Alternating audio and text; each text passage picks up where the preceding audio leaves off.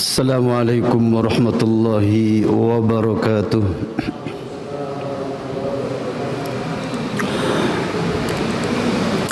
Innal hamdalillah nahmaduhu wa nasta'inuhu wa nastaghfiruh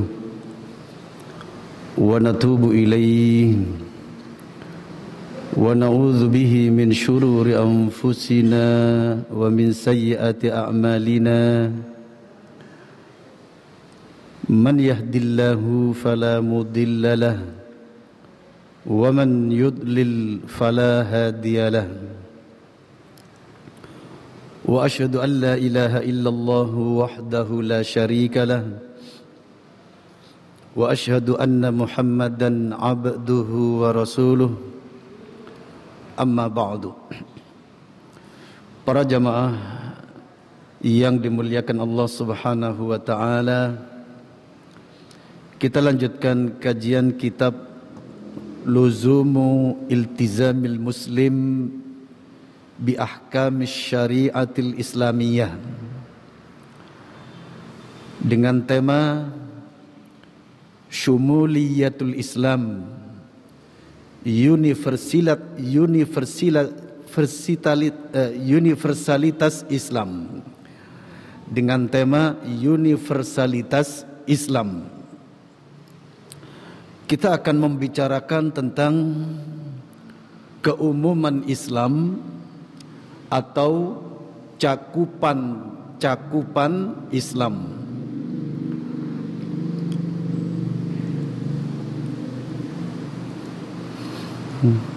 Muallif berkata,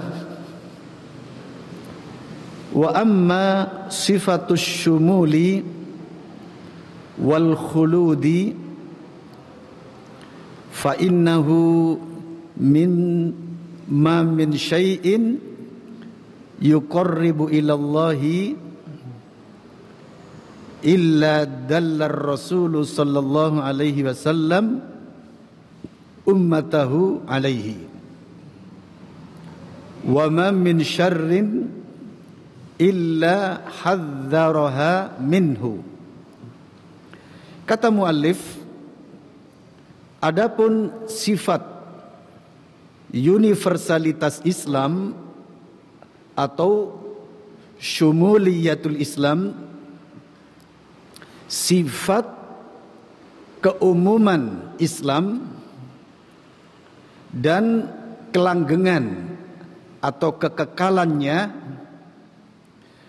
fa innahu, maka sesungguhnya, ma min syai'in, tidak ada sesuatu pun, yuqarribu ilallahi, yang dapat mendekatkan diri kepada Allah, illa dallar Rasulu sallallahu alaihi wasallam, melainkan Rasul sallallahu alaihi wasallam telah menunjukkan ummatahu, terhadap umatnya, alaihi, padanya. Wa ma min syarrin, tidak ada suatu kejelekan atau kejahatan, illa hadzaraha minhu, melainkan Rasul sallallahu alaihi wasallam telah memberikan warning, telah memberikan peringatan darinya. Dari sini kita akan mengambil beberapa faidah dulu para jamaah, bahwasanya di dalam Islam telah ditunjukkan akan kesempurnaannya, baik di dalam Al-Quran yang terdapat pada surah Al-Ma'idah ayat 3 maupun di dalam sunnah Rasulullah sallallahu alaihi wasallam, bahwasanya syumuliyatul Islam atau khuludiyatul Islam, cakupan Islam, universalitas Islam telah disempurnakan. Artinya semua telah disampaikan, semua telah ditunjukkan. Tidak ada sesuatu pun yang tertinggal. Allah sendiri telah menunjukkan segala sesuatu di dalam Al-Quran.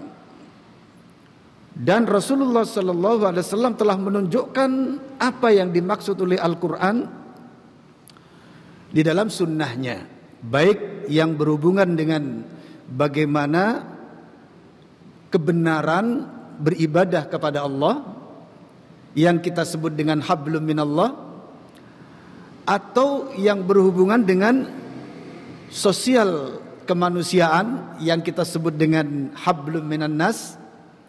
Semua telah disampaikan oleh Allah Subhanahu wa taala dan oleh Rasulnya sallallahu alaihi wasallam.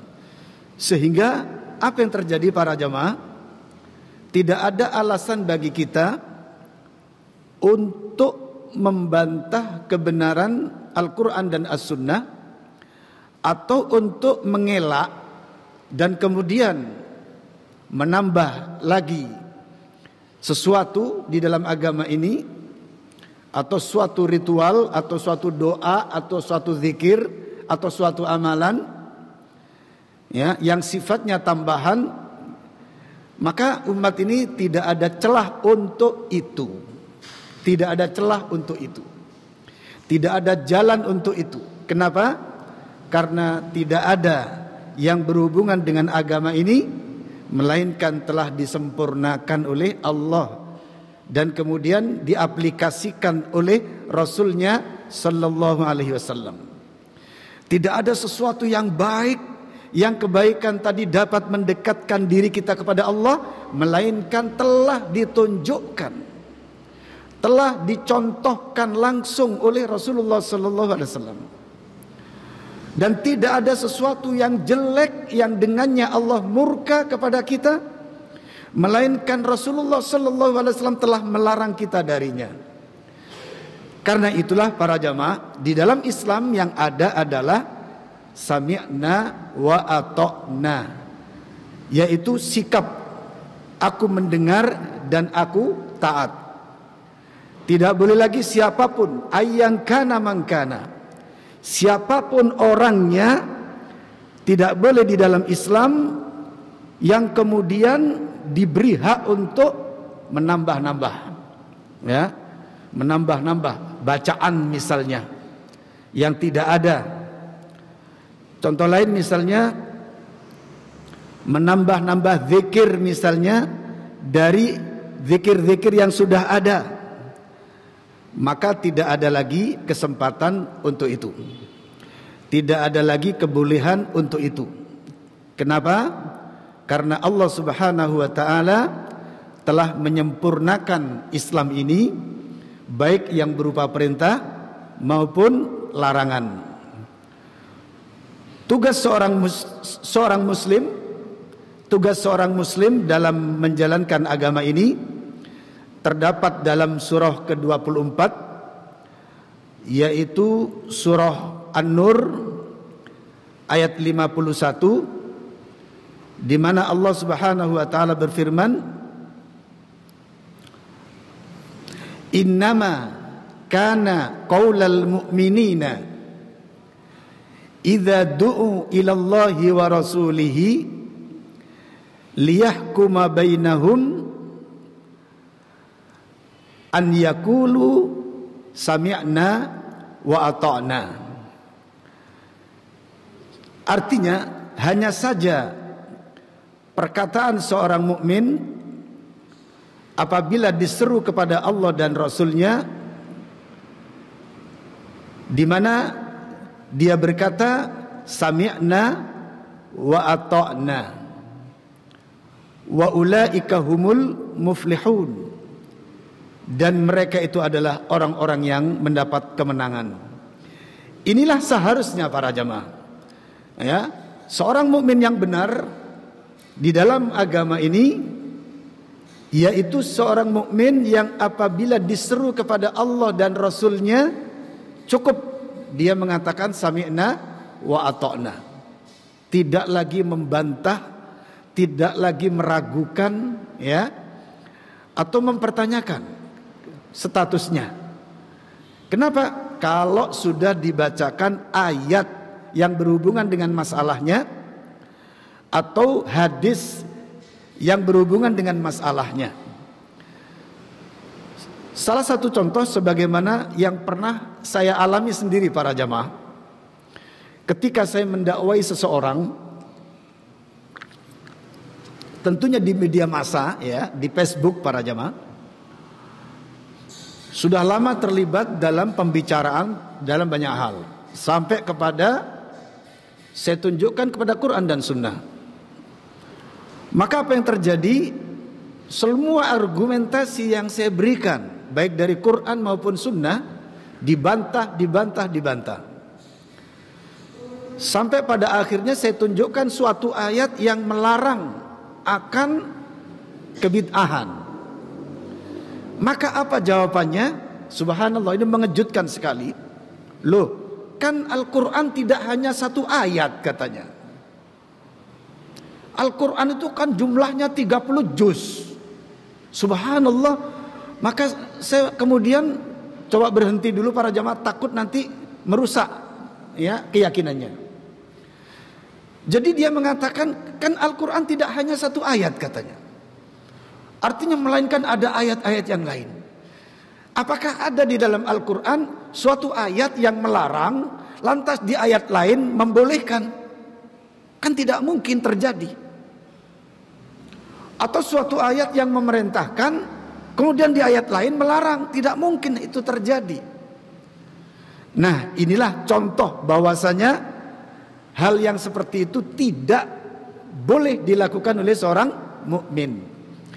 Di mana yang benar adalah ketika seorang mukmin dibacakan suatu ayat yang menghukumi akan apa yang dia lakukan, entah itu membenarkan atau menyalahkan, maka sikapnya adalah sebagaimana dalam surah An-Nur ayat 51, yaitu kata Allah Subhanahu wa taala, innama kana qaulal mu'minina, hanya saja keberadaan perkataan seorang mukmin idza du'u ilallahi wa rasulihi, apabila ia diseru kepada Allah dan Rasulnya, liyahkuma bainahum, agar ia menghakimi, memutuskan perkara yang terjadi di antara mereka, an yaqulu, di mana mereka berkata sami'na wa ata'na, kami dengar dan kami taat, wa ulaika humul muflihun, dan mereka itulah orang-orang yang mendapat kemenangan, yang mendapat keuntungan. Ma'asyiral muslimin rahimani wa rahimakumullah.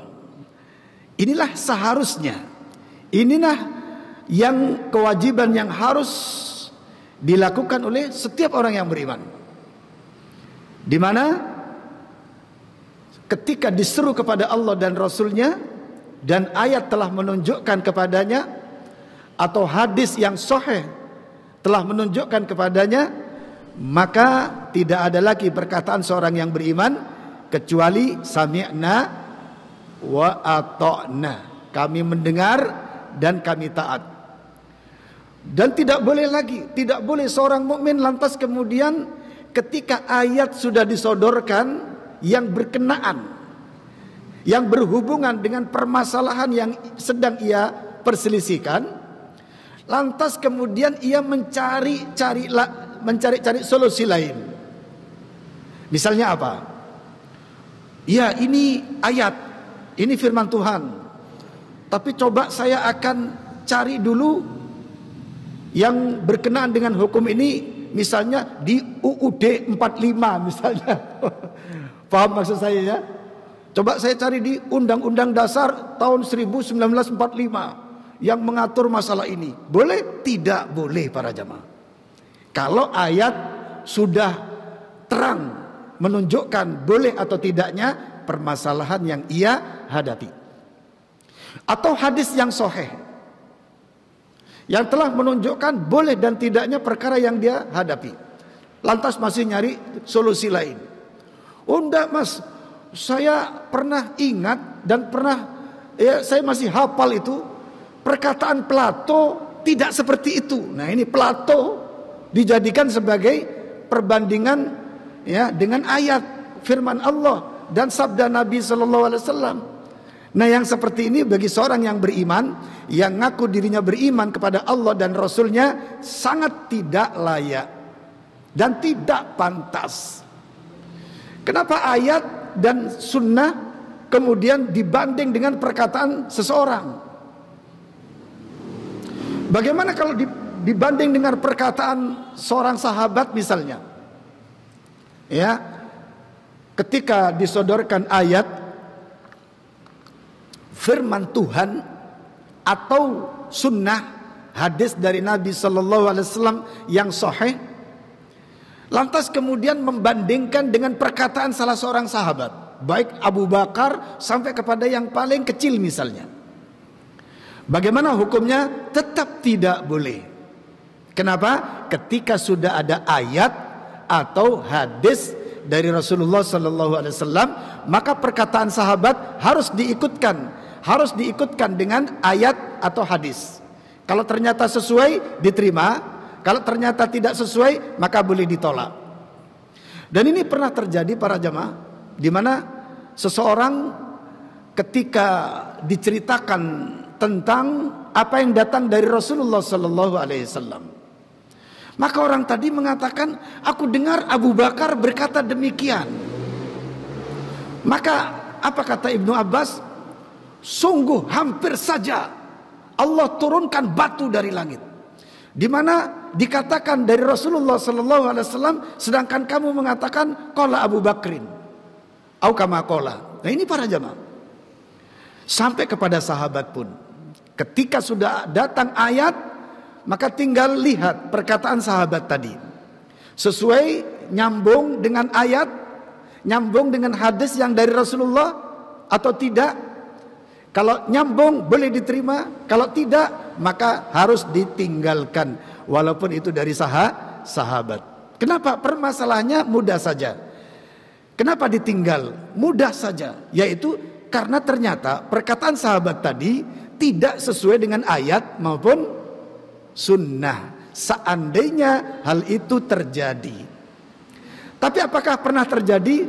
Sebenarnya sepertinya tidak pernah terjadi para jamaah. Tidak pernah terjadi. Kenapa? Karena kalau kita lihat dari sisi Al-Quran maupun sunnah, ternyata para sahabat Nabi itu sudah mendapatkan legitimasi dari Allah. Ini sekali lagi para jamaah, saya ajak para jamaah untuk memahami dengan berpikir cerdas dalam urusan agama. Ternyata para sahabat itu di dalam Al-Quran telah mendapatkan pujian dalam banyak hal, di beberapa tempat, baik yang sifatnya universal, umum, semua sahabat dipuji, atau berkenaan dengan perorangan, misalnya berkenaan dengan Abu Bakar, berkenaan dengan Umar misalnya, berkenaan dengan Aisyah radhiyallahu anha misalnya, ya, berkenaan dengan Ubay bin Ka'ab radhiyallahu an misalnya, ya. Maka sudah ada di dalam Al-Quran maupun dalam hadis. Ini yang menunjukkan bahwasanya kalau kita bicara sahabat seperti tadi, itu hanya sebagai permisalan. Seandainya terjadi, misalnya perkataan Abu Bakar, perkataan Umar atau Bilal misalnya, ternyata dengan Quran itu bertentangan gitu loh. Dengan Al-Quran itu perkataannya apa yang dikatakan kok nggak nyambung, bahkan bertolak belakang misalnya, atau dengan hadis yang sahih misalnya, maka boleh ditinggal walaupun dari sahabat. Tapi hal itu tidak terjadi, tidak pernah terjadi. Bahkan yang ada, para sahabat itu karena tunduk dan patuhnya, karena komitmennya terhadap Allah dan Rasulnya, sampai-sampai di dalam Al-Quran Allah memujinya, dan di dalam sunnah Rasulullah Sallallahu Alaihi Wasallam juga memujinya. Contoh misalnya, boleh dilihat, silakan yang bawa Al-Quran, di dalam surah At-Taubah misalnya, lihat surah At-Taubah ayat 100. Ini yang mudah saja untuk dicari. Di mana Allah berfirman, A'udzu billahi minasy syaithanir rajim.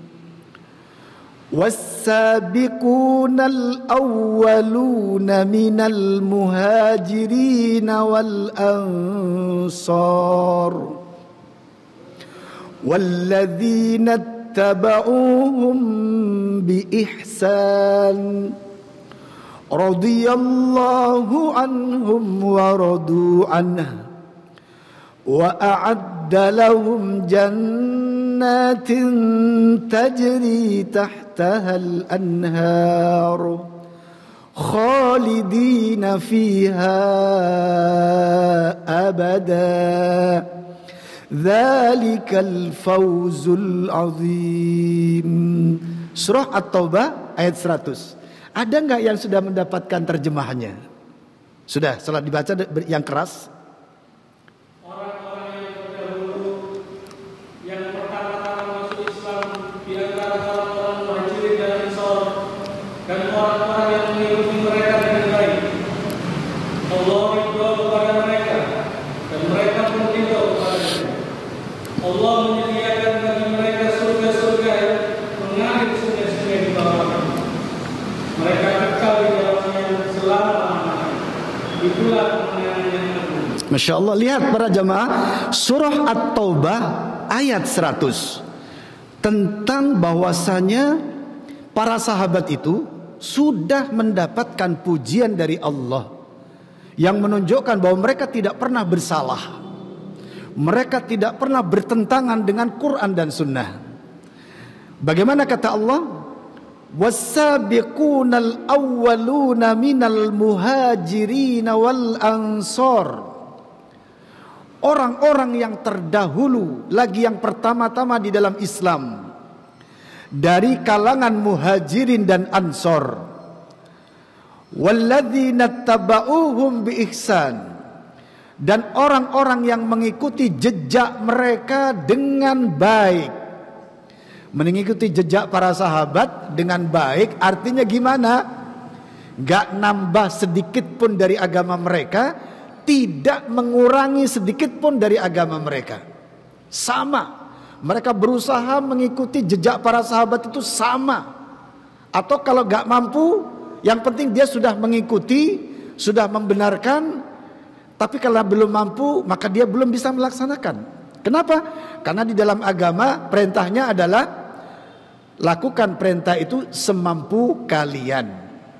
Tapi dia sudah membenarkan, dan ketika misalnya dia mampu, dia akan melaksanakan.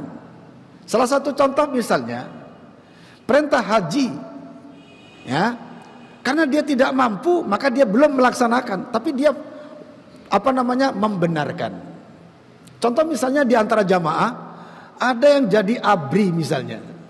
Sementara di ABRI itu peraturannya tidak boleh memelihara jenggot. Betul gak kira-kira? Di antaranya tidak boleh memelihara jenggot. Bahkan ABRI di mana-mana, bahkan di Mekah pun juga gitu. Mungkin tujuannya supaya kelihatan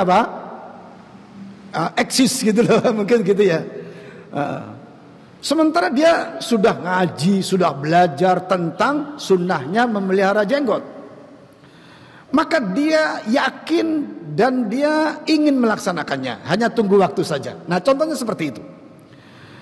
Jadi para jamaah, intinya muhajirin dan ansor, kata Allah, dan orang-orang yang mengikuti jejak mereka dengan sebaik-baiknya. Apa kata Allah? Radhiyallahu anhum, Allah ridho kepada mereka. Waradu'an, dan mereka pun ridho kepadanya. Wa a'adda lahum jannatin tajri tahtahal anhar, dan Allah sediakan buat mereka taman-taman surga yang mengalir di bawahnya sungai-sungai. Khalidina fiha abada, mereka kekal selama-lamanya di dalamnya. Dzalikal fawzul azim, yang demikian itulah kemenangan yang agung. Lihat ayat ini para jemaah. Artinya Kalau kita tadi memberikan permisalan tentang sahabat, hanya sekedar permisalan. Seandainya ada pendapat perkataan seorang sahabat yang ketika ditimbang dengan ayat maupun hadis ternyata bertentangan, maka yang harus dilaksanakan adalah yang datang dari Al-Quran dan Al-Hadis. Sedangkan yang dari sahabat harus dibuang seandainya terjadi. Walaupun hal itu tidak terjadi. Bagaimana terjadi sedangkan Allah sudah memuji mereka sampai mereka dijadikan sebagai ikutan. Siapa yang ikut mereka dalam menjalankan agama ini dengan benar, dengan baik, Allah ridha kepada mereka, mereka ridha kepadanya, dan Allah akan masukkan ke surga. Nah, ini menunjukkan bahwa para sahabat itu adalah umat terbaik, umat yang paling komitmen terhadap Allah dan Rasulnya. Sampai-sampai seorang Ibnu Mas'ud radhiyallahu an pernah berkata, yang perkataannya intinya, di mana kata beliau, tidaklah turun kepada kami 10 ayat pun, melainkan kami telah tahu di mana turunnya ayat itu. Sebab apa turun ayat itu? Berkenaan dengan apa ayat itu? Sekaligus kami telah menghafalnya, dan sekaligus kami telah mengamalkan perintah-perintahnya dan menjauhi larangan-larangannya. Subhanallah, itulah sahabat. Sehingga ayat-ayat Quran yang turun yang berkenaan dengan permasalahan yang banyak itu, para sahabat semuanya telah melaksanakan seluruhnya. 100% sudah diamalkan oleh para sahabatnya. Oleh para sahabat. Ini luar biasa para jamaah. Makanya Allah memuji mereka di ayat ini terutama dan di ayat lain. Termasuk Rasulullah SAW di banyak hadis beliau memuji sampai beliau memberikan warning kepada kita, la tasubbu ashabi, janganlah kalian mencaci maki sahabatku. Al-hadis, hadis ini panjang para jamaah.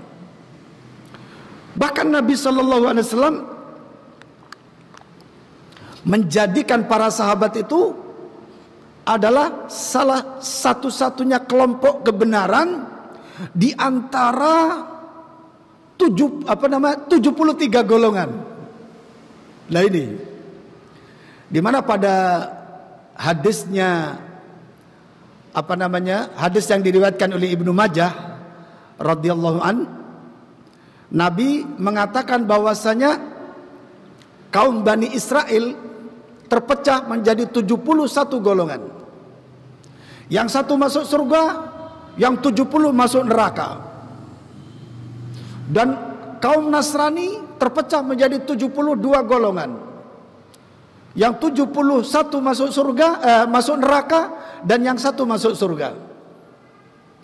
Kemudian Nabi bersumpah, walladzi nafsu Muhammadin biyadihi, demi zat yang diri Muhammad berada di tangannya, lataftariqanna ummati ala 73 firqatan, sungguh umatku akan berpecah menjadi 73 golongan.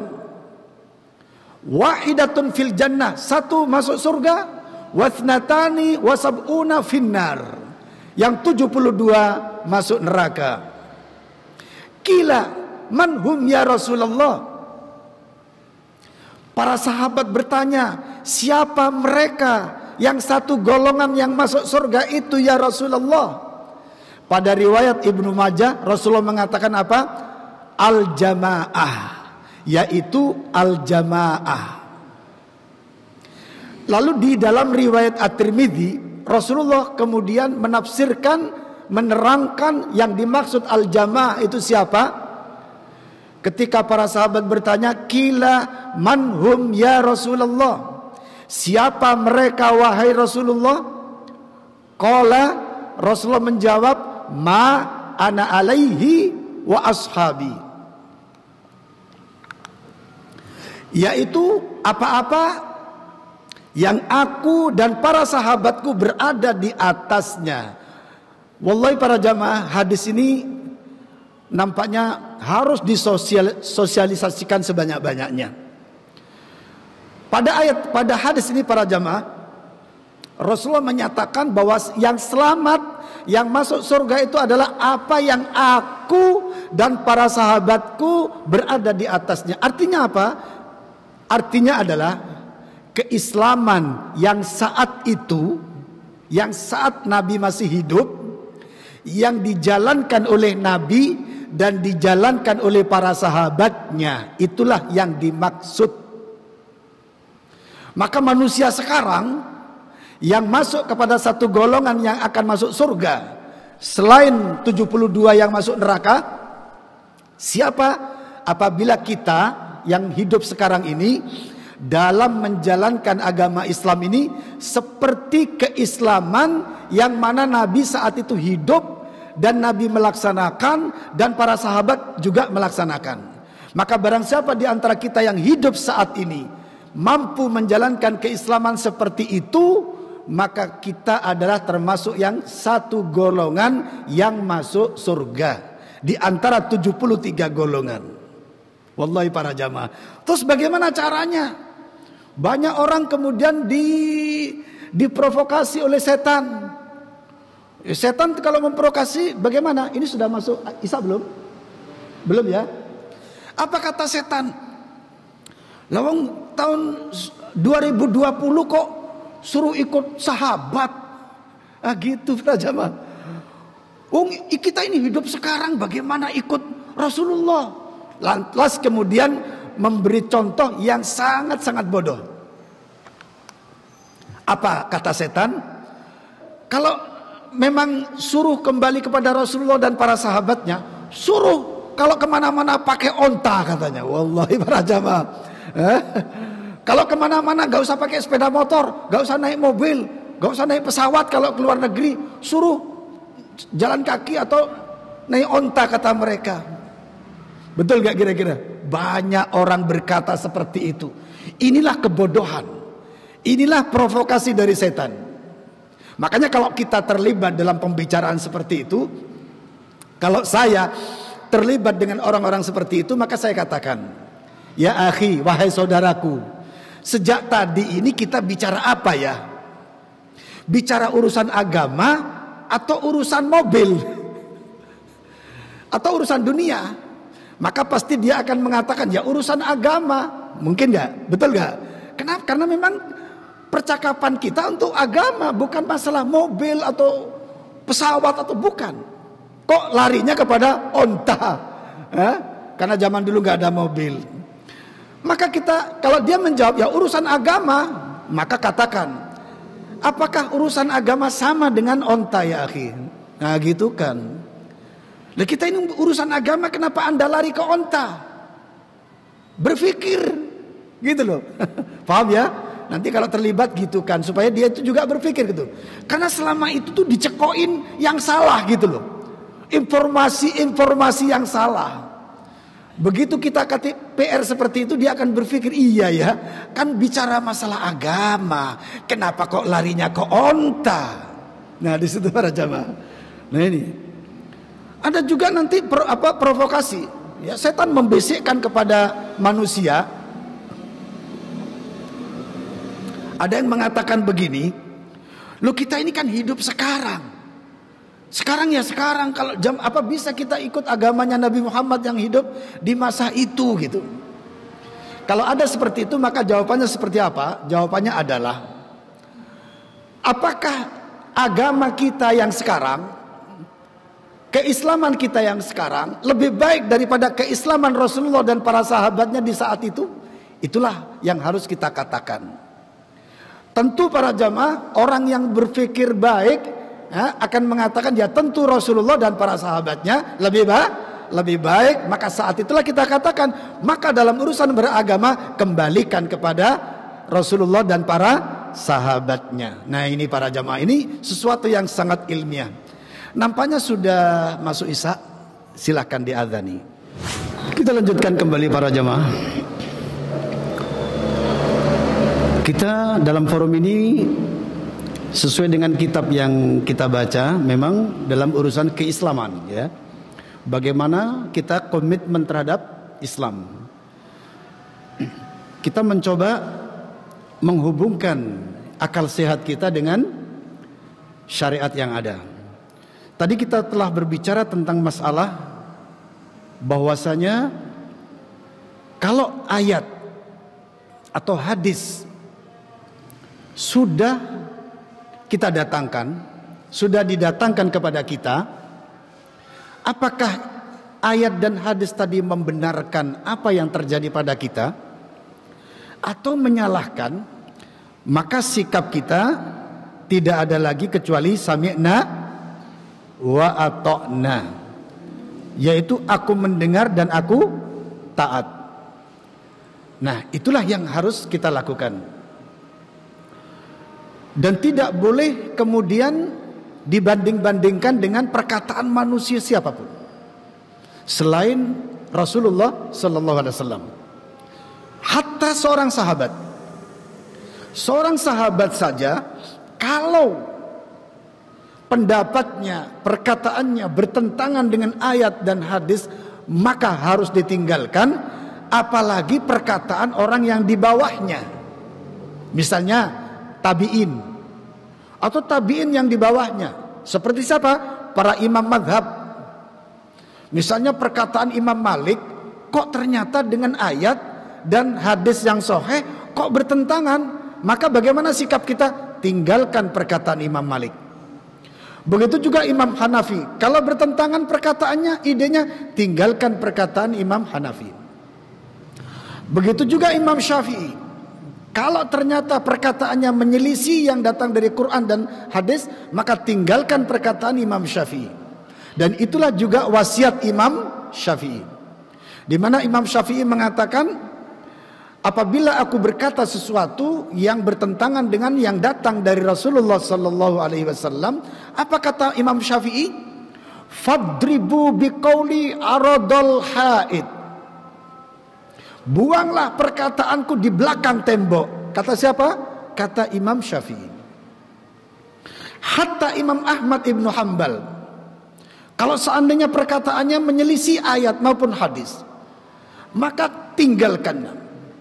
Tidak boleh kita mengatakan saya apapun, kalau enggak Imam Syafi'i enggak. Nah ini kalau sudah berkata begini gimana?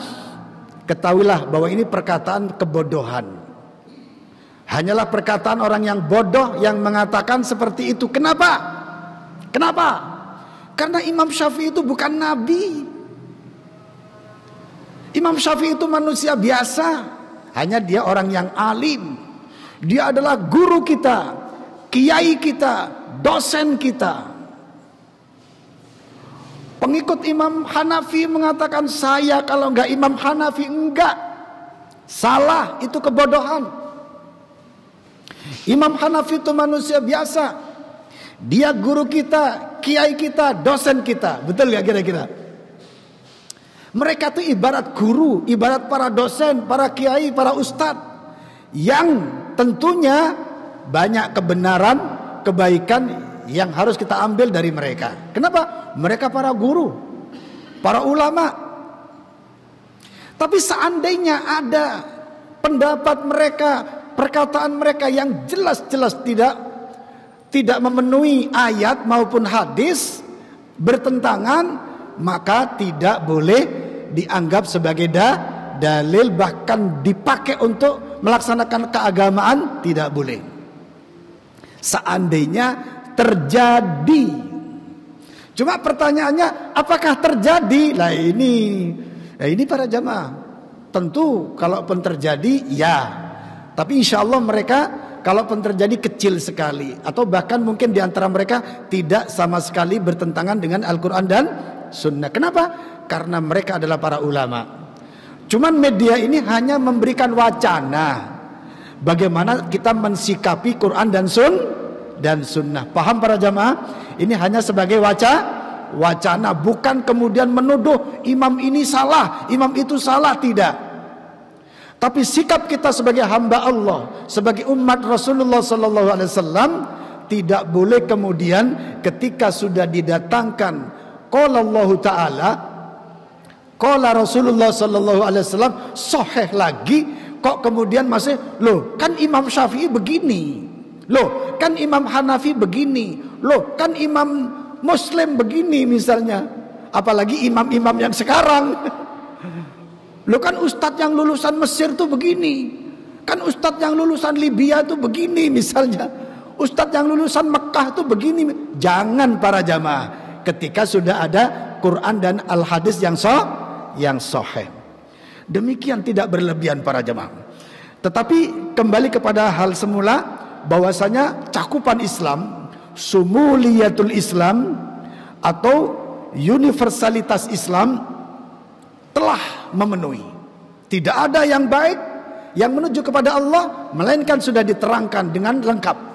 Tidak ada sesuatu yang menuju kepada yang dilarang oleh Allah melainkan telah diterangkan. Sehingga kita orang yang beriman tidak perlu lagi menambah-nambah ritual apapun, tidak perlu lagi menambah ibadah apapun yang berhubungan dengan agama. Kenapa? Semua sudah diajarkan oleh Rasulullah sallallahu alaihi wasallam. Terus kalau ada ritual ibadah yang muncul sekarang, yang tadinya di masa Rasulullah tidak ada, yang sekarang diadakan, apakah perlu kita respon? Apakah perlu kita ikut melaksanakannya? Permasalahannya begini. Pertama, semua yang berhubungan dengan agama yang harus kita ketahui adalah sudah diajarkan oleh Rasulullah sallallahu alaihi wasallam. Tidak ada satu kebaikan pun yang menurut Allah baik melainkan Rasulullah sudah melaksanakannya dan para sahabatnya. Mengapa kita harus mengadakan hal baru lagi? Nah, di situ masalahnya. Karenanya ketika kita melaksanakan hal baru, maka oleh Rasul dikatakan apa? Kullu bid'atin dolalah wa kullu dolalatin finnar. Setiap bid'ah, perkara yang baru dalam urusan agama, maka sesat kata Rasulullah. Dan setiap yang sesat adalah di neraka. Itu kenapa? Karena urusan agama ini sudah tinggal melaksanakan apa adanya, tanpa harus membuat jenis ibadah baru, jenis ritual baru, cara selawatan baru. Tidak perlu. Kenapa? Sudah dicontohkan oleh Rasulullah yang terbaik menurut Allah. Karena semua yang diamalkan Rasulullah itu berdasarkan apa? Wahyu, perintah langsung dari Allah Subhanahu wa ta'ala. Sebenarnya jadi orang Islam itu enak sekali, gampang. Cukup apa? Cukup laksanakan yang dari Rasulullah dan tinggalkan yang tidak dari Rasulullah. Selesai. Seberapapun yang dari Rasulullah, yaitu. Seberapapun yang ditinggalkan Rasulullah, yaitu. Enak sudah. Menjalankan Islam itu nggak repot. Yang merepotkan diri itu siapa? Manusia sendiri. Betul nggak kira-kira? Yang menjadikan repot siapa? Manusia sendiri. Wah, gara-gara malam-malam sepi, gara-gara malam-malam sepi, akhirnya ada orang sok pinter sedikit, pinter Arab-Arab tetek, lantas apa? Ngumpulkan masyarakat di lapangan, sallu ala nabi, teng gitu ya, sallu gitu ya, salatullah, salamullah, teng, supaya nggak sepi katanya. Dalilnya supaya nggak sepi. Ya, terus syiar Islam itu di mana para jamaah sebenarnya? Nah, ini banyak umat itu asumsinya syiar Islam itu kalau rame, di sana ada speaker, di sana ada speaker, di sana ada speaker, sallu ala nabi, di sini hataman Quran, di sana tahlil kubro, di sana istighosah kubro, di sana ini dan itu. Wah, ini syiar. Apakah itu benar-benar syiar? Ternyata kalau kita kembali kepada syariat Islam, kepada syumuliyatul Islam, kepada khosyoisul Islam, semua rame, suara yang hiruk pikuk, sana ngaji ini, situ ngaji itu, sana selawat ini, sana selawat itu, sana tahlil ini, tahlil itu, bukan syiar Islam para jamaah. Ya, bukan syiar Islam, tapi sekedar ramai. Sekedar ramai. Kenapa? Loh, di masa sahabat, di masa Imam Hanafi, Imam Malik, Imam Syafi'i, Imam Ahmad, gak ada yang namanya rame-rame seperti itu. Selawatan pakai gitar, selawatan pakai ketepung, selawatan pakai apa lagi, pakai genjreng-genjreng misalnya. Di masa mereka tidak ada, berarti saat itu gak ada suara-suara. Betul? Gak ada yang namanya rame-rame di lapangan, gak ada yang namanya rame-rame di terop besar. Lantas kemudian ada orang yang berdiri di atas podium, sallu ala nabi, Allahu Akbar misalnya. Tidak ada di masa sahabat dan di masa para salafus soleh sesudahnya. Kenapa? Karena yang namanya syiar Islam itu para jamaah, dan ini harap diketahui, yaitu ketika umat Islam benar-benar melaksanakan apa yang diajarkan oleh Quran dan diajarkan oleh sunnah Rasulullah Sallallahu Alaihi Wasallam, menghidup-hidupkan sunnah Rasulullah Sallallahu Alaihi Wasallam pada diri kita masing-masing, pada diri umat Islam masing-masing. Itulah tegaknya syariat Islam, itulah tegaknya syiar Islam. Misalnya di kampung apa, desa apa ini, desa Gedek, Mojokerto misalnya. Di sini sepi-sepi aja, gak ada yang namanya sallu ala nabi, gak ada yang namanya illallah, la ilaha illallah, gak ada yang namanya subhanallah, subhanallah, gak ada. Sholli ala nabi, gak ada. Sepi. Tapi benar-benar masyarakat yang ada di Gedek ini, masya Allah, benar-benar kelihatan islami. Yang laki-lakinya benar-benar penampilan islaminya nampak. Masjid-masjid pada makmur dengan salat berjamaahnya, pada makmur dengan kajian-kajian tahsin Quran. Ya, di kampung-kampung masyarakat benar-benar menegakkan akhlak Islam antara satu dengan yang lainnya. Di mana-mana kita sering mendengarkan ucapan salam di antara satu dengan yang lainnya. Padahal nggak ada rame-rame speaker sana, speaker situ. Sallu ala nabi sana, sallu ala nabi situ. Itu sudah syiar Islam tegak namanya. Nah, di situ para jamaah.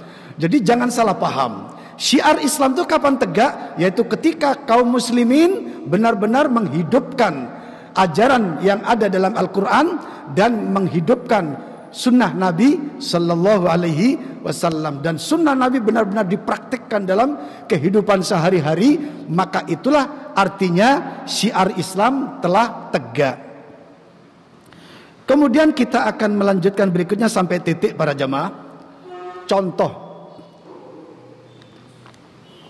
bahwasanya Islam itu telah diajarkan oleh Allah dan Rasulnya secara umum, meliputi segala sesuatu. Di mana pada hadis berikut ini, waqad akhraja Muslimun fi sahihihi, dan telah meriwayatkan Imam Muslim dalam kitab sahihnya, an Salman al-Farisi radhiyallahu an, dari Salman al-Farisi radhiyallahu an, annahu qila lahu, bahwasanya dikatakan kepadanya, kepada Salman al-Farisi dikatakan, qad allamakum nabiyyukum kulla syai'in hatta al-qira'ah. Apakah nabi kalian telah mengajarkan kepada kalian segala sesuatu sampai kepada kotoran? Al-qira'ah ini kotoran? Ini pertanyaannya, mungkin memang dia kepingin tahu para jamaah, atau memang dia ingin menghina?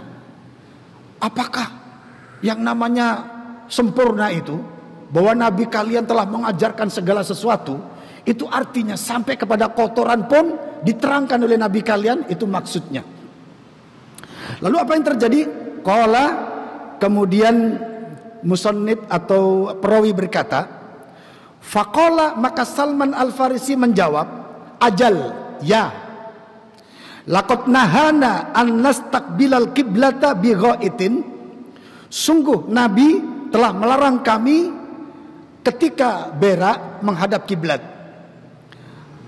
au baulin atau ketika pipis, au annastanjia bil yamin atau ketika misalnya kita bersuci dengan tangan kanan, Nabi telah melarang. Au annastanjia bi aqalla min thalathati ahjarin, atau kita bersuci dengan kurang dari 3 batu, Nabi telah melarang. Au annastanjia bi rojiin au azmin, atau kita bersuci dengan tulang, dengan celetong yang keras atau tulang, Nabi telah melarang. Al-hadis. Maksudnya gimana para jamaah? Sampai kepada hal-hal seperti itu pun oleh Nabi diterangkan. Artinya sesuatu yang wajib, yang urgen di dalam Islam, yang sifatnya hukumnya wajib ain, wajib kifayah, semuanya tentunya sudah tidak ada yang ketinggalan. Itu maksudnya. Sampai kepada urusan masuk rumah, keluar rumah, pakai baju, melepas baju, masuk WC, keluar WC, sampai kepada bergaul dengan istri, bersetubuh dengan istri pun ada syariatnya, ada doanya, ada sistemnya, sampai seperti itu. Ini menunjukkan bahwa Islam itu mencakup segala sesuatu dan tidak dipertanyakan lagi. Sehingga kita kaum muslimin sudah tinggal sami'na wa ata'na, tinggal belajar memahami, terus mengamalkan. Tidak lagi karena pinternya, karena lulusan luar negeri akhirnya membuat-buat ritual sendiri. Tidak. Kenapa? Ya, kenapa? Sudah ada di dalam Islam. Kenapa menciptakan hal baru lagi? Nah, ini para jamaah. Maka musannif, pengarang kitab ini berkata, wahia solihatun likulli zamanin wa makanin wa ammatan lil jinni wal insi. Hadis ini yang menerangkan tentang bahwasanya Rasulullah telah melarang kita jangan sampai berak pipis menghadap kiblat. Jangan sampai kita bersuci dengan tangan kiri, tangan kanan. Ya bersuci berhadas dengan tangan kanan. Jangan sampai kita kurang dari 3 batu. Jangan sampai kita bersuci dengan tulang atau kotoran hewan misalnya. Kata musannif, hadis ini sangat bermanfaat bagi manusia, baik kapanpun, di tempat manapun, dan bagi umumnya jin dan manusia. Laisat liqaumin duna qaumin, tidak hanya bermanfaat bagi suatu kaum dan tidak bermanfaat bagi kaum lainnya, tidak. Semuanya bermanfaat bagi seluruhnya. Itulah sifat sabda Rasulullah sallallahu alaihi wasallam. Syariat yang diajarkan Rasulullah sallallahu alaihi wasallam sifatnya adalah manfaat bagi seluruhnya. Laisat liqaumin duna qaumin, bukan hanya untuk suatu kaum dan tidak yang lainnya. Kemudian qala sallallahu alaihi wasallam fi bayani khasaisihi, Nabi sallallahu alaihi wasallam telah menerangkan tentang kekhususan beliau, perbedaan antara beliau dengan nabi-nabi yang lainnya. Beliau mengatakan, wa kana nabiyyu yub'atsu ila qaumihi khassatan. Adalah seorang nabi, artinya sebelumnya, nabi-nabi sebelum Rasulullah sallallahu alaihi wasallam hanyalah diutus oleh Allah kepada kaumnya sendiri. Nabi Musa khusus Bani Israel, Nabi Zakaria khusus Bani Israel, Nabi Isa, Yesus khusus Bani Israel. Kan ada, kita sering dengar di mana di Injil mereka, di mana kata Nabi Isa apa? Aku diutus kepada domba-domba Bani Israel. Itu pernah dengar? Diutus kepada hamba-hamba Bani Israel maksudnya. Itu artinya hanya untuk kaumnya sendiri. Lalu apa kata Nabi? Wa bu'ithtu ilan nasi ammatan, dan aku diutus untuk seluruh manusia. Di mana syariat Rasulullah mencakup seluruhnya. Wa qala sallallahu alaihi wasallam, Nabi sallallahu alaihi wasallam bersabda, "Walladzi nafsu Muhammadin biyadihi." Demi zat yang diri Muhammad berada di tangannya, la yasma'u bi ahadun min hadhil ummah. Tidaklah seorang pun dari umat ini, artinya yang lahir setelah Nabi diutus, tidaklah mendengar tentang aku, Yahudiyun wala Nasraniyun, baik itu Yahudi ataupun dia Nasrani, thumma yamutu walam yu'min billadzi ursiltu bihi, kemudian dia mati dan dia belum beriman kepada apa yang aku diutus dengannya. Apa kata Rasulullah? Illa kana min ashabin nar, melainkan dia akan menjadi penghuni neraka, artinya kafir. Ini subhanallah para jemaah, menunjukkan bahwa Rasulullah itu untuk semuanya dan ajarannya mencakup seluruhnya. Tidak benar kalau misalnya jubah itu hanya untuk orang Arab saja. Tidak benar. Kenapa? Karena itu sesuatu yang sudah disunnahkan oleh Nabi Sallallahu Alaihi Wasallam. Contoh misalnya, berjenggot ini masuk bagian sunnah Rasulullah Sallallahu Alaihi Wasallam. Tidak benar kalau ada orang mengatakan jenggot itu hanya sunnahnya orang Arab saja. Tidak benar. Kenapa? Karena sunnah Nabi itu juga meliputi Indonesia juga. Artinya orang Indonesia pun wajib kembali kepada yang disunnahkan oleh Nabi Sallallahu Alaihi Wasallam. Bahkan para jamaah, seandainya ada orang sekarang yang sekarang statusnya adalah umat Nabi Sallallahu Alaihi Wasallam, ternyata masih menggabung-gabungkan antara hadis Nabi dengan Taurat misalnya, Quran dengan Taurat misalnya dipadukan, Quran dengan Injil dipadukan, terus diambil satu pelajaran misalnya, tidak boleh. Kenapa? Karena masa Taurat sudah berlalu, masa Zabur sudah selesai, masa Injil sudah selesai. Sekarang yang wajib ditaati oleh seluruh manusia adalah Al-Quranul Karim. Sebagaimana hadis berikut ini. Rawa al-Muslimun fi sahihihi. Imam Muslim meriwayatkan dalam sahihnya. Wa qala sallallahu alaihi wasallam, dan Nabi sallallahu alaihi wasallam bersabda, kata Nabi, "Lau kana Musa hayyan."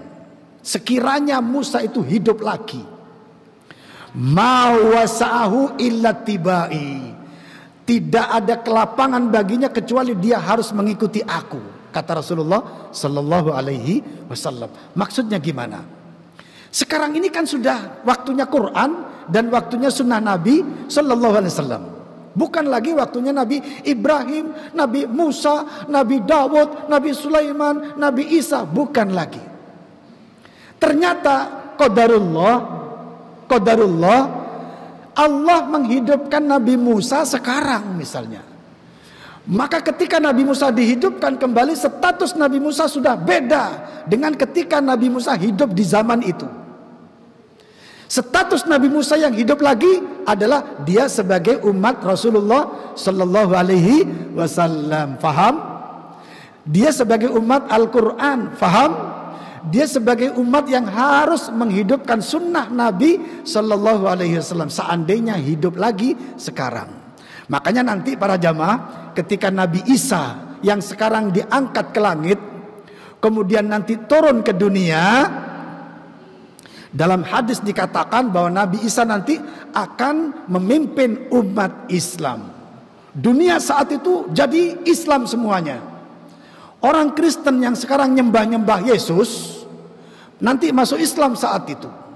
Di dalam hadis dikatakan kalau ada orang Kristen yang masih mempertahankan ideologinya dan tidak mau beriman kepada Islam dan tidak percaya kepada Nabi Isa saat itu, maka oleh Nabi Isa saat itu diberi sanksi apa? Dia harus menyetorkan upeti kepada kaum muslimin. Saat itu terjadi. Nabi Isa mengimami sholat 5 waktu, berdakwah kepada Islam sampai wafat.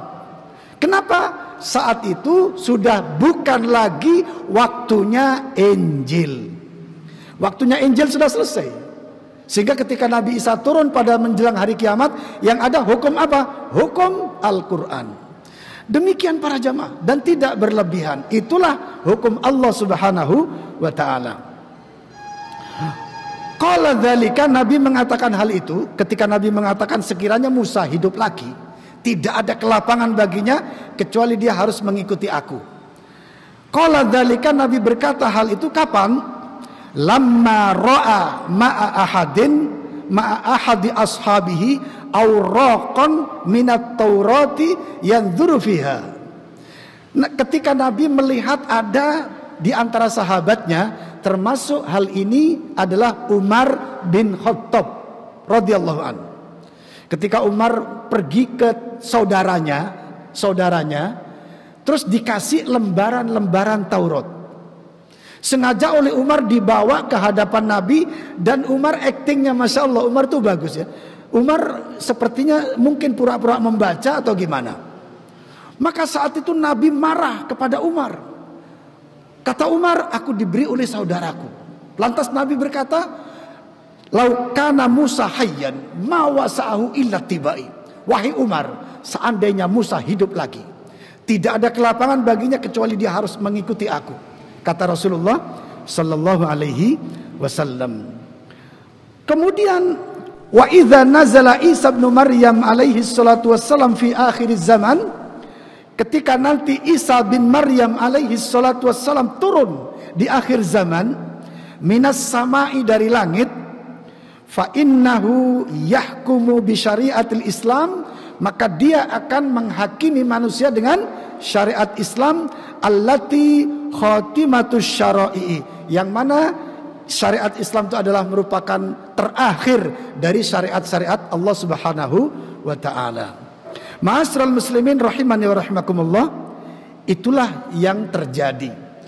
Maka sampai di sini apa yang saya sampaikan, dan kita simpulkan beberapa hal. Pertama, bahwasanya sumuliyatul Islam, cakupan Islam itu benar-benar untuk semua manusia dimanapun mereka berada, dan di setiap tempat, setiap waktu, sampai kapan?